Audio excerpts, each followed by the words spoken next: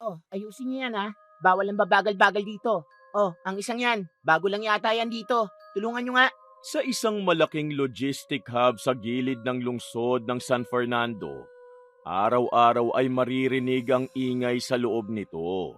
Ang ingay ng conveyor belt, ng mga scanner at ang yabag ng mga taong nagbubuhat ng mga malalaking kahon. Isa na roon ang tomboy na si Carla, na kilala bilang isa sa pinakamatibay na kargadora. 4 na taon na siyang nagtatrabaho dito, kaya sobrang sanay na siyang magbuhat ng mabibigat na mga kahon. Sa tagal niya'y nakakapagmando na rin siya. Sanay na rin siya sa pasikot-sikot ng bodega. Sa dami ng kahon na dumadaan araw-araw, natutunan ni Carla kung alin doon ang bagong dating at alin ang pauwi na sa may-ari. Alam niya rin kung alin ang matagal nang nakatenga sa unclaimed section at ito ang mga parcel na tila nakalimutan ng kunin. Tuwing break time naman, madalas dumaan si Carla sa unclaimed section.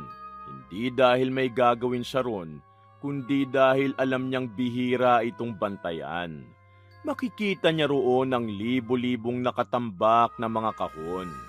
May ilan na puno na ng alikabok, may ilang natatanggal na ang label. Minsan, sumasagi sa isip niya ang ideyang sumalisi. Sa una, tinititigan lang niya ang kahon. Iniisip kung anong laman ng mga ito at kung may maghahanap pa ba. Ngunit hindi niya agad ginawa dahil nakukonsensya siya. Subalit kapag naiisip niya ang kapatid na may sakit na diabetes, nag-aalala siya kung papaano matutustusan ang mga gamot nito, lalo na't kulang na kulang ang sahod niya. Halos sakto lang sa pang-araw-araw, kaya hindi maiwasan na matulak siya sa maling direksyon. Nagulat naman si Carla nang marinig ang boses ni Ramon, isa sa mga staff. Hoy Carla, ano ginagawa mo dyan? Sir, may hinahanap lang ako. Nahulog yata yung panyo ko. Malapit na matapos ang break time Balik na agad sa trabaho. Opo sir, lalabas na po ako dito. Minsan nahihirapan si Carla na sumalisi dahil may mga supervisor at ibang staff na nag-iikot sa lugar. Ngunit madalas naman silang pumasok sa bodega. Nakabalik siya doon at nagkataong sira ang CCTV sa loob. Pasimple siyang kumuha ng maliit na kahon na kasya sa backpack.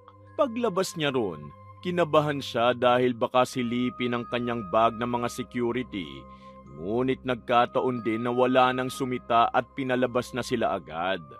Sa mga oras na yon, pakiramdam ni Carla ay umaayon sa kanya ang panahon. At hindi nagtagal, nagpatuloy si Carla na sumalisi at dumadaan na siya sa likod ng bodega kung saan may underground basement na matagal nang hindi ginagamit at may lagusan doon palabas sa likod ng hub. Doon niya sinisimulang ipuslit ang mga ninakaw na gamit. Dahan-dahan lang, paisa-isa para hindi mahalata. Sa bawat kahon na dinadaan niya ron, mas nagiging bihasa siya at nagiging kampante. Isang umaga, nadatna ni Ramon si Carla na nagbubuhat malapit sa bandang likod ng bodega. Carla, ano yung dala mo? Sir, nagliligpit lang po ng mga tambak dito sa gilid kasi wala nang madaanan eh. Ganun ba? Mabuti naman. Sige, ipagpatuloy mo yan. Kinabahan ng matindi si Carla sa pagsulpot ni Ramon. Ngunit mabilis niya rin naman itong nauuto. Kaya para siyang natatanggalan ng tinik. Nagpatuloy siya kahit sa bawat kahon na ninanakaw niya ay inuusig siya ng konsensya. Ngunit natatabunan niya lang yon ang dahilan para sa pamilya, sa kapatid at para mabuhay. Habang sa sulok ng hub, abala naman ang katrabaho niyang si Joy na nakatoka sa pag-check ng inventory. Isa-isa niyang tinitignan ang listahan ng unclaimed parcels. May mga bilang na parang hindi tugma. Subalit iniisip niyang baka nagkamali lang ng encode sa system. Samantala, naroon din si Lena na paikot-ikot at meron ding napapansin. Ma'am Joy, parang may kulang na naman Kahapon kumpleto pa to. Oo nga pero baka na-move lang ang ibang parcels. Sa dami kasing tambak, hindi na tuloy madaanan ng bodega. Naririnig ni Carla ang mga usapan ni na Joy at Lena. Kahit hindi siya kasali sa usapan, sa pagbabanggit na merong kulang, nanlamig ang batok niya. Subalit sa labas, kalmado ang kilos niya. Sanay na siyang magpanggap. Sanay siyang ngumiti at magtrabaho na parang walang tinatagong kasalanan. Samantala habang magkatabi silang nagbubuhat ng katrabahong si Migs, tinanong siya nito. Ayos ka lang ba, Carla? Ayos lang ako, Migs. Pagod lang kakabuhat. Pwede ka naman muna mag-break time ulit eh. Magsabi ka lang kay Sir Ramon. Ang bigat ng mga binuhat natin kanina. Halos mabali ang likod ko. Kaya pa to, Migs. Dapat masanay na tayo. Oo nga naman. Mas malakas ka pa nga sa akin eh. Sa pag-uusap nila ni Migs, wala namang kaalam-alam si Carla na pati ito ay may sarili ring lihim. At sa mga sandaling yun, pareho silang nagbubuhat ng higit pa sa mga kahon. Ang kaibahan lang, hindi pa nila alam na iisa pala sila ng landas na tinatahak. Sa pagsapit ng gabi, naroon ulit si Carla sa bodega ng unclaimed section dala ang flashlight. Pansin niyang wala ng mga tao sa paligid, kaya dumiretso na siya sa basement. Nang makarating doon, nakita niya ang mga sinalisin niyang mga bagay at doon tinignan niya ang mga laman nito. At nagulat siya nang makita na mga mamahaling bagay ito tulad ng gadgets at iba pang mga appliances. Natuwa si Carla na magagamit niya ang mga yun para ibenta at makalikom ng pera. Sa gawaing ito, walang ibang inisip si Carla kundi ang pansariling interes. Hindi niya man lang inisip na may malaking kahahantungan ang lahat sa oras na mahuli siya. Lumipas ang ilang linggo, tila walang kakaiba sa takbo ng trabaho sa logistics hub. Ngunit sa likod ng mga ingay, unti-unting nabubuo ang isang problema na hindi agad napapansin ng karamihan. Sa inventory section, nakatayo si Joy sa harap ng monitor. Nakakunot ang noo habang paulit-ulit na tinititigan ang listahan ng unclaimed parcels. Sa papel, kumpleto ang bilang. Sa aktwal na imbakan, may mga kahong hindi niya makita. Hindi ito ang unang beses na may ganitong pangyayari. Ngunit ngayon, mas malinaw ang kakulangan. Lalo na't may ilang parcels na nakatag para ibalik sa sender o shipper. Miss Lena, sigurado ka bang nandyan pa yung 5 kahon na to kahapon? Opo, ma'am. Ako mismo nagbilang. Nasa dulo yan, malapit sa Yellow Rock. Lumapit si Lena sa mismong unclaimed section at sinuri ang mga istante. Isa-isa niyang hinila ang mga kahon, binasa ang labels at kinumpara sa listahan. Doon niya nakitang may isang bakanting puwang kung saan dapat naroon ang isang parcel na nakaschedule ng ibalik sa shipper kinabukasan. Kinabahan siya. Hindi lang ito basta unclaimed package. May mga proseso rito at pananagutan. Ma'am Joy, kulang talaga Yung pang-return bukas wala na dito. Hindi pwede to, Lena, ha? Kailangan to maibalik sa sender or else malalagot tayo kay Sir Ramon. Habang abala ang dalawa, dumaan si Carla na may buhat na kahon. Hindi niya sinasadyang marinig ang usapan, ngunit sapat na ang ilang salita upang kumabog ang kanyang dibdib. Alam niya kung saan napunta ang kahong yun. Alam niya kung bakit wala na yun sa estante. Subalit gaya ng nakasanayan, pinanatili niyang kalmado ang kanyang kilos at diretso lamang ang lakad na para bang wala siyang kinalaman sa nawawalang parcel. Carla, may ideya ka ba kung saan nilipat yung ibang unclaimed parcels? Hala, bakit po? Naku, wala pa naman akong ideya, ma'am. Pero baka na-move lang sa ibang rack. Saglit na nagkatinginan sina Joy at Lena na napaisip. Ngunit wala naman silang dahilan para pagdudahan si Carla, lalo na't matagal na silang magkakatrabaho. Ngunit sa kabila nito, Ramdam nilang may mali at hindi nila matukoy kung ano yun. Matapos mag-usap, umalis na si Carla na parang walang nangyari at dooy nakahinga siya ng maluwag. Kinahapunan, nag-iba ang ihip ng hangin sa hub. May dumating na itim na convoy na sasakyan sa labas at mabilis kumalat sa mga empleyado na meron silang hindi inaasahang bisita. Nakita naman nilang bumaba doon sa sasakyan si Don Esteban, ang may-ari ng logistics hub. Bihira lang itong magpakita sa mga tauhan at kapag bumibisita ito, nagtitipon ng lahat ng staff at iba pang trabahador sa baba upang bumati sa kanya. Magandang hapon po, sir. Welcome po, sir. Magandang hapon sa inyong lahat. Nandito ako ngayon para bumisita at mga musta. Saka gusto kong ipaalam na maraming natatanggap na reklamo sa ating kumpanya. Malamig na bati niya habang umiikot ang tingin sa mga tao. Nakatayo naman si Carla sa hanay ng mga kargador at mabilis na tumibok ang puso niya sa bawat salitang binibitiwan ni Don Esteban. Ang dating maingay na lugar ay biglang nanahimik at tila lahat ay may inaabangang balita. Alam niyo sigurong may mga deliveries na hindi nakakarating sa may-ari. At may mga kagamitang nawawala. At karamihan sa mga yon, mamahalin. Napayuko agad si Carla. Nilamon siya ng kahihiyan. Pakiramdam niya para siyang pinana sa ulo dahil direktang tumatama sa kanya ang bawat salita. Hindi pa man siya pinapangalanan, ngunit ramdam niya ang bigat ng paratang. Mas lalo pa siyang nanlamig nang maramdaman niyang huminto ang tingin ni Don Esteban sa kanyang kinatatayuan, kahit sandali lamang. Gusto kong linawin sa inyong lahat. Kahit ang mga unclaimed packages at parcels ay hindi basta-basta. Hindi yun basura na tinambak na lang sa bodega. Sir, karamihan po doon nakatag na para ibalik sa sender, pero sa kasamaang palad, hindi na makita sa bodega. Yun na nga ang problema. Kung alinmang mga bagay na hindi pa nakukuha, hindi yun pwedeng galawin dahil ibabalik pa rin ito sa mga tao. Hanapin man nila o hindi. Dahan-dahang umikot si Don Esteban sa harap ng mga empleyado. Tila sinusukat ang bawat isa. Ang kanyang presensya ay mabigat, parang aninong sumusunod kahit saan man tumingin.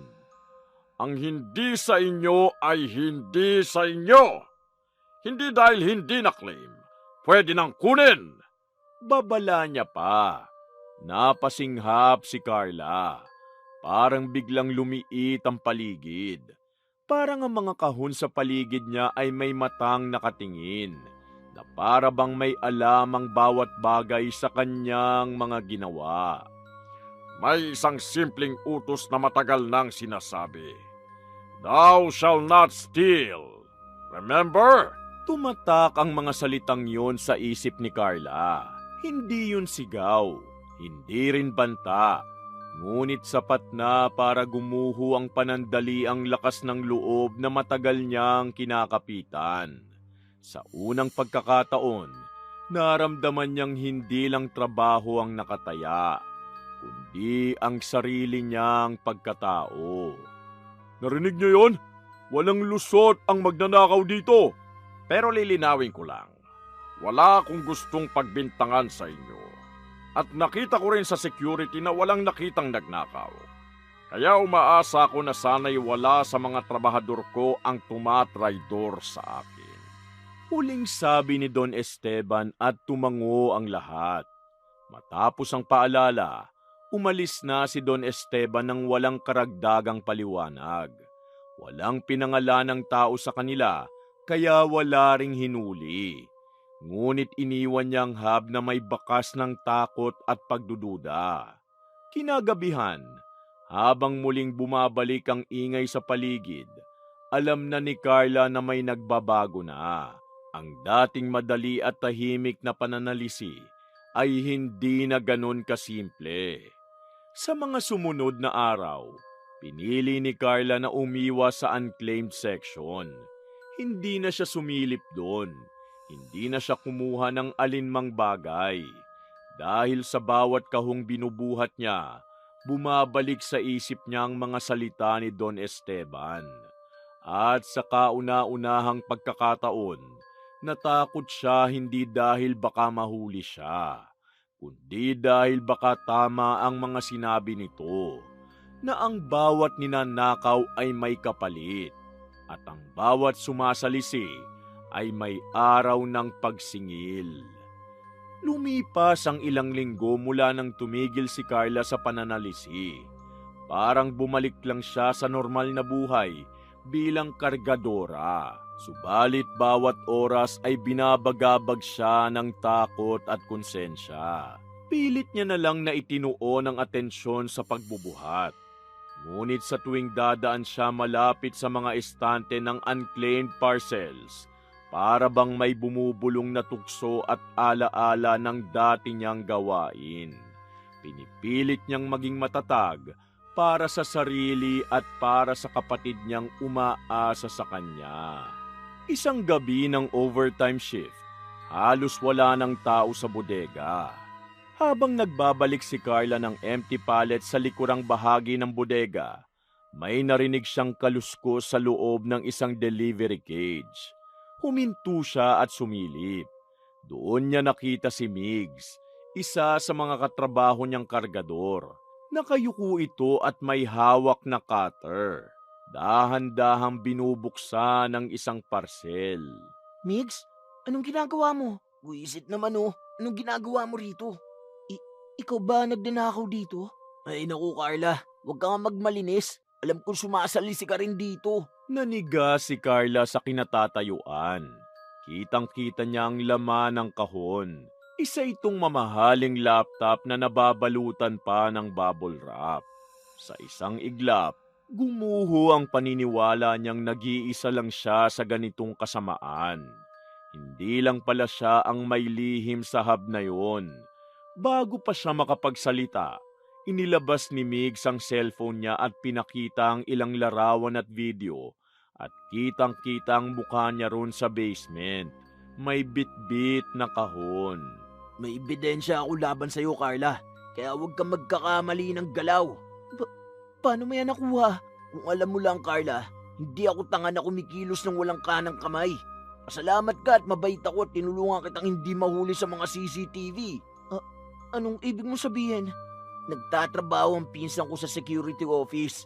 Siya ang nakatokang magmanipula ng mga CCTV. Kaya lagi tayong ligtas. Doon naman lumitaw si Michael, ang security officer na bumaba para kausapin sana ang pinsan. Ngunit nagulat din ito na makita na may ibang tao. Subalit nang mamukhaan niyang si Carla yun, hindi na siya nag-react. Nakapamulsa lang siyang lumapit doon at tinapik ang balikat ni Carla. Relax ka lang Carla. Nandito naman ako para pagtakpan kayo. Totoo ba? Totoo bang ikaw ang nagbubura ng CCTV? Pero bakit nyo rin ako pinagtatakpan? Oo, ako nga. Kailangan ko lang din pagtakpan ka dahil kung nahuli ka, tiyak madadamay din ako at si Migs. Kaya pasalamat ka sa amin. Sa gabing yun na natuklasan nila ang baho ng isa't isa, walang magawa si Carla kung hindi makinig sa kanila. Napilitan siyang makipagkasundo dahil ayaw niyang mapahamak at baliktarin ang dalawa. Para walang magsumbong at magtraidor, nagkasundo silang magtulungan upang manatiling ligtas at maging mas madali ang mga plano. Patas lang tayo dito. Kung mananahimik ka, mananahimik din kami. Basta huwag ka magpapahuli. Pero ayoko na. Gusto ko nang tumigil. Bahala na kayo sa gagawin nyo at wala na akong pake. Basta burahin nyo lang yung mga video nyo. O sige, basta siguraduhin mong hindi ka magsasalita ah. Ilang araw ang lumipas na puno ng tensyon. Nanatiling tahimik si Carla sa pagtatrabaho, ngunit bumalik din siya sa dating gawi. Dahil sobra na siyang desperado. Subalit ang katahimikan, hindi nagtagal. Isang umaga, habang nag-iimbentaryo si Lena sa locker area, Bigla niyang nakitang isang bukas na delivery package at ilang pirasong packaging na hindi dapat naroon. Ano to? Diyos ko. Bulong ni Lena sa sarili. Sa hindi inaasahang pagkakataon, nahuli ni Lena sina Carla at Migs na nag-uusap malapit sa basement entrance. Hindi niya man narinig ang pinag-uusapan nila, ngunit sapat na ang kanyang mga nakita para masabing may mali sa ginagawa nila. Carla, may itatanong sana ako. Oh, ano yun? May napansin akong kakaiba. Parang may kumikilos sa unclaimed area kahit bawal. Nagtagpo ang tingin ni na Carla at Migs. Sa isang iglap, alam nilang nabubuo na ang hinala ni Lena. At sa takot na mabunyag ang kanilang lihim, nagpasya silang gumawa ng mas mabigat na kasalanan. Kaya kinagabihan, nag-usap-usap ulit sila sa isang kainan kasama si Michael.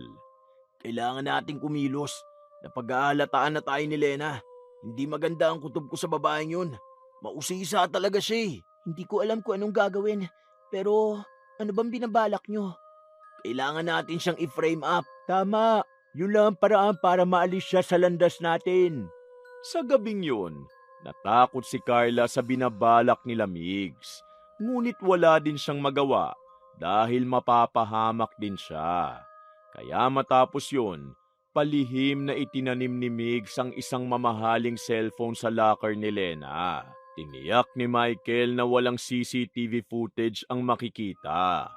Binura ang bawat segundo na maaaring magpabagsak sa kanila at gumawa ng peking footage para kay Lena. Sa umaga, mabilis na kumalat ang balita na may ebidensyang nahanap sa locker ni Lena. Lena, may nakita kami sa gamit mo na hindi mo pag-aari. Hindi akin yan, Sir Ramon. May naglagay lang yan. May ebidensya laban sa'yo, Lena. Kitang-kita sa CCTV. At malinaw ang patakaran ni Don Esteban na kung sino man ang magnanakaw, tatanggalin agad. Hindi pinakinggan ang paliwanag ni Lena. Sa harap ng mga dokumento at ebidensya, mabilis ang naging desisyon. Tinanggal siya sa trabaho, habang ang kanyang luha at galit ay nanatiling walang saysay. Sa labas ng opisina, nakatayo si Carla kasama si Migs at ilang trabahador. Tahimik lamang siya at hindi makatingin kay Lena. Kayo, alam kong kayo ang gumawa nito. Humanda kayo. Bulong ni Lena kay Carla bago umalis. Habang naglalakad palayo si Lena, pakiramdam ni Carla ay may mas mabigat pa sa anumang kahon ang pasan niya. Oo, pansamantala siyang ligtas. Oo, hindi siya nahuli. Ngunit kapalit nito ang pagkawasak ng isang inosenteng tao. At sa kaibuturan ng kanyang puso, alam niyang ang kaginhawahan niyang yon ay pansamantala lamang dahil ang bawat kasalanan, gaano man katagal maitago, may takdang oras ng pagbagsak. Matapos nilang matanggal si Lena sa logistics hub, nagkaroon ng kaginhawahan sina Carla, Migs at Michael dahil wala nang tinik sa kanilang landas. Bumalik na sa normal na takbo ang kanilang buhay habang patuloy na nagnanakaw sa bodega. Ngunit hindi nagtagal yun dahil matapos lamang ang isang linggo, sunod-sunod silang tinabunan ng kamalasan. Unang bumigay sa kanila ay si Migs. Isang umaga, habang nasa bodega sila, bigla itong napaupo sa sahig. Hawak ang tiyan, pawis na pawis ang noo. Akala ng mga katrabaho, simpleng pagkahilo lang yun. Ngunit nang magsuka ito, nagtilian ang ilan sa kanila. Hindi pagkain ang lumabas sa kanyang bibig, kundi mga uod at ipis na gumagapang pa sa malamig na semento. Walang iya! Ano to? Ano nangyayari sa akin? Migs, ano bang kinain mo? May inakain ka ba na marumi? Wala naman akong kinain na marumi. Saka puro lugaw ang kinain ko nitong mga nagdaang araw dahil sumasakit nga ang tiyan ko eh. Naku, dapat ka na magpatingin sa doktor, Migs. Hindi na maganda yan. Huwag kang mag-alala. Hayaan kitang mag-leave muna. Dinala naman muna si Mig sa klinik. Ngunit wala ring malinaw na sagot ang nurse. Walang lason, walang infeksyon na maipaliwanag sa kanyang kalagayan. Kinabukasan, namaga ang mga kamay ni Migs. Parang may laman na hangin sa loob at hindi niya na mahawakan ng kahit simpleng kahon. Hindi ako pwede matanggal. Hindi ako pwede magkasakit ng ganito. Migs, tingin ko, hindi na to normal. Pansin mo bang parang kakaiba itong mga nangyayari? Parang biglaan na lang tayo minamalas. Pag-aalala ni Carla. Habang pinagmamasdan nito ang unti-unting panghihina ni Migs, nagsimula ring magbago ang sarili niyang katawan. Isang gabi, paggising niya, hindi niya maigalaw ang kaliwang braso. Pilit niyang bumangon ngunit bumagsak lamang siya pabalik sa kama. Diyos ko, hindi ako pwede magkasakit ngayon. Sa mga sumunod na araw, halos hindi na siya makapasok sa trabaho. Nanlalambot ang kanyang mga binti at bawat galaw may kasamang kirot. Ngunit mas masakit kaysa sa pisikal na kirot ang bigat sa kanyang dibdib. Isang pakiramdam na tila may naniningil. Isang hapon, habang nakaupo si Carla sa labas ng kanilang bahay, napansin siya ng isang matandang kapitbahay, si Corina. Kilala ito sa lugar bilang tahimik at bihirang makisalamuha. Ngunit may mga bulong-bulungan na dati raw itong manggagamot. Carla, hindi pangkaraniwan ang sakit mo. Mahinang sabi nito. Ano pong ibig niyo sabihin, Manang? May namparang sa'yo. Isang taong galit sa'yo at gusto kang parusahan. Nanlaki ang mga mata ni Carla. Gusto niyang umiling at ituring yun bilang pananakot o kwento lang ng matatanda. Subalit nang banggiti ng matanda ang salitang parusa, tila may malamig na kamay na humawak sa kanyang batok. Hindi basta-basta ang dahilan. May inosenteng nadamay sa isang kasalanang hindi niya ginawa. Si Lena. Parang binuhusan ng malamig na tubig ang buong katawan ni Carla. Bumalik sa isip niya ang mukha ni Lena nung tinanggal ito sa trabaho. Ang galit, ang sakit at ang pagkabigo. Doon niya napagtantong hindi aksidente ang lahat. May kapalit ang ginawa nila. Ikinwento niya naman ang lahat kay Migs kinagabihan. Umaasang makikinig ito. Umaasang mararamdaman din nito ang takot na bumabalot sa kanya. Migs, sinabi ng matanda, binarang daw tayo. Kalukuhan, naniniwala ka sa ganyan. Ano ka ba? Hindi mo ba nararamdaman? Tignan mo nga ang sarili mo. Carla, lilipas din to. Huwag kang mag-isip ng kung ano-ano. Ngunit habang si Migs ay nananatiling matigas, si Carla naman, unti-unting nilalamon ng konsensya. Lalo itong tumindi nang makita niya ang kapatid niyang si Lindang nangingitim ang mga daliri dahil sa diabetes. Mahina at sa kanya lamang umaasa para sa gamot at pagkain. Ate, okay ka lang ba? Oo, Linda. Ayos lang si ate. Pilit ng ngiti ni Carla para hindi ito mag-alala. Ngunit alam ni Carlang nagsisinungaling siya, hindi lang sa kapatid niya, kundi pati na rin sa sarili niya.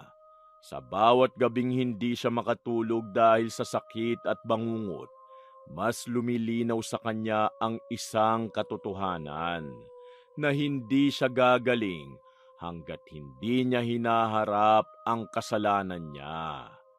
Dumating ang puntong nagdesisyon na siyang sabihin ang totoo, ngunit pinigilan siya ni Migs. Tinakot siya nito. Sinabing pareho silang babagsak kapag nagsalita siya. Subalit sa unang pagkakataon, mas malakas ang konsensya ni Carla kaysa sa takot. Migs, tama na. Kailangan na nating sumuko. Ilang buwan na ang lumipas, ganito pa rin ang kalagayan natin. Hindi, Carla. Tanga ka ba? Kapag umamin ka, hindi lang ako mawawalan ng trabaho. Pero papayag ka bang ganito na lang tayo? Nagdurusa sa sakit? Ginawa na natin ang lahat para magpagamot. Pero tignan mo, lalo lang lumala. Halos hindi na tayo makapagtrabaho. Sa gabing yun, habang nakahiga si Carla sa loob ng kanyang bahay at pinagmamasdan ng kisame, nakabuo siya ng isang pasya. Hindi niya alam kung gagaling pa siya. Hindi niya alam kung mapapatawad pa siya.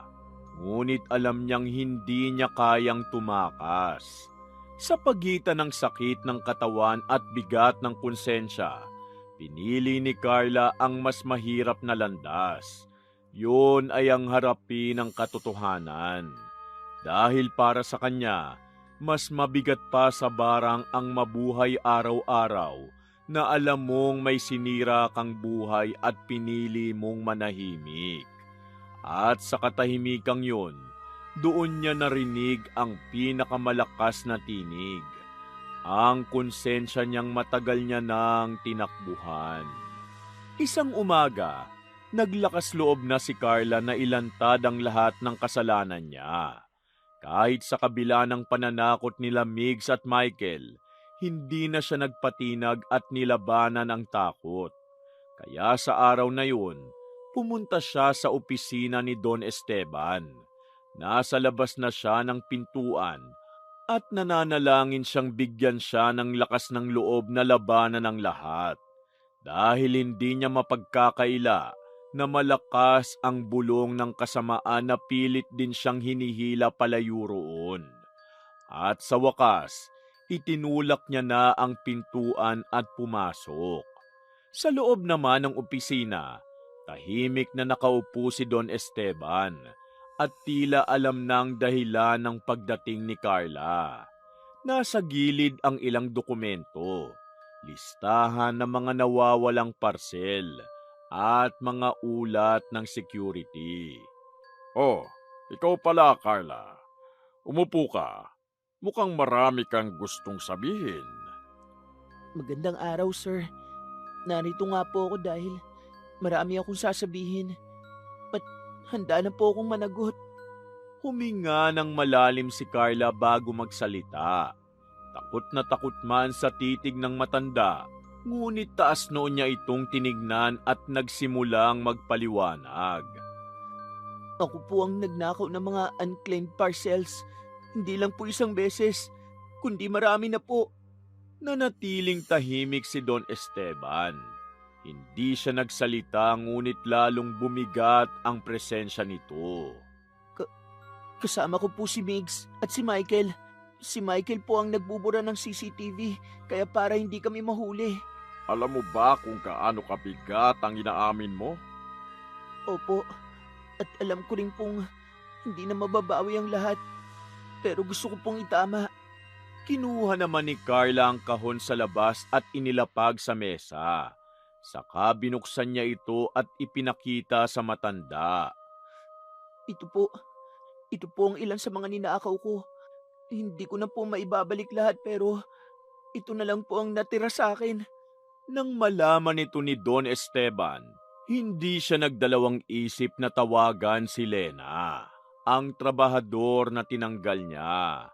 Umasok naman si Lena sa opisina. Halatang nagulat nang makita si Carla. Bumigat ang hangin sa pagitan nila. Pagdating doon ni Lena, nagtataka ito at nagtanong. Bakit niyo po ako pinapunta rito, sir? Gusto kong marinig mo ang totoo mula kay Carla kung bakit ka natanggal dito. Tumingin si Carla kay Lena. Sa unang pagkakataon, wala na siyang maskara. Lena, ang totoo, kami ang nag-frame up sa'yo. Pero si Migs ang nagtanim ng cellphone sa locker mo. Sinasabi ko na nga ba, kayo nga ang may gawa nun. Alam mo ba kung anong ginawa niyo sa buhay ko? Nang dahil sa inyo nawalan ako ng hanap buhay at muntik pang mapahamak ang anak ko sa ospital. Patawad, Lena.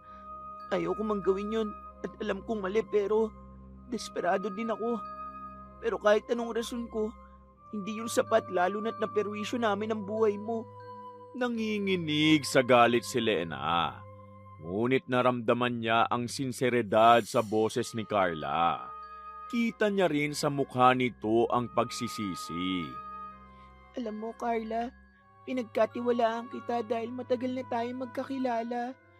Hindi ko ni minsan iniisip na tatraydorin mo ko. Maya-maya pa, may sumunod na pumasok. Yun ay sina Migs at Michael na hawak ng mga bodyguards ng hub. Hinuli kasi agad ang mga ito alinsunod sa utos ni Don Esteban na alam ng tataka sa mga ito. Pagpasok nila, baka sa mukha ni Migs at Michael ang galit. Sir, nagkakamali kayo. Nagsisinungaling si Carla. Tama na, Migs. Alam na ni Don Esteban ang lahat. Hindi ka na makakatakas. Wala kang karapataang siraan ako. Tama na mga palusot! Lahat ng ebidensya ay malinaw na! Ipinakita ni Don Esteban ang mga dokumento, CCTV logs at mga salaysay ng security. Michael, isa ka sa magagaling kong security officer pero hindi ko rin inaasahan na magagawa mo ito sa akin. Kaya hindi ko hahayaang matakasan mo ito. Ginawa ko lang yun dahil pamilya ko si Migs. Pareho kaming desperado, sir. Kahit ano pang dahilan nyo, kasalanan pa rin na magnakaw. Hindi nyo ako madadala sa mga walang kwenta nyong palusot.